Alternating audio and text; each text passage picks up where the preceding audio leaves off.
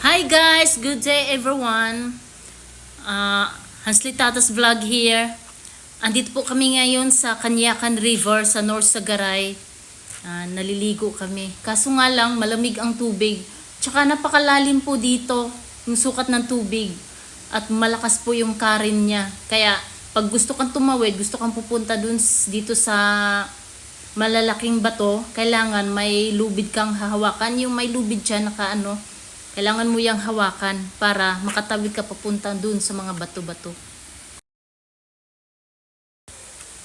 Napakaganda dito guys, sobrang ganda talaga. Kaso nga lang nakakatakot maligo. Kasi dito banda sa may bato, sobrang lalim niya. Kailangan hawakan mo yung lubid para hindi ka malunod. Kasi malakas yung daloy ng tubig. Kaya naligo kami doon lang sa baba, yung pinakamababaw lang. Hanggang hanggang ulo. Yun ang pinakamababaw. May naman hanggang bewang. Kaso nga lang, medyo marumi na yung tubig. Kaya kailangan pumunta ka dun sa medyo mataas-taas ang tubig. Hanggang ulo. Napakalamig, tsaka malinaw ang tubig pag nasa medyo malalim ka.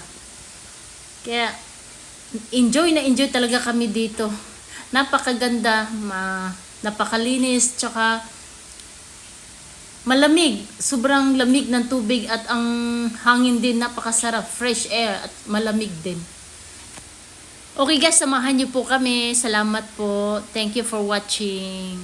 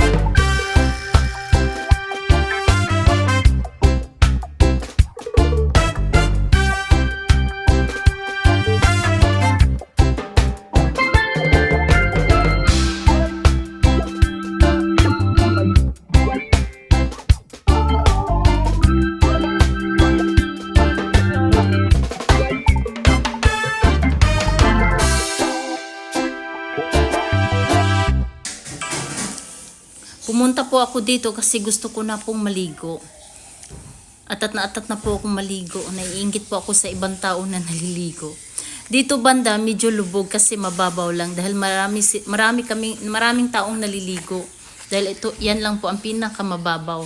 Pero pag pumunta ka dun sa medyo malayo, medyo malalim hanggang ulo, yun malinaw ang tubig.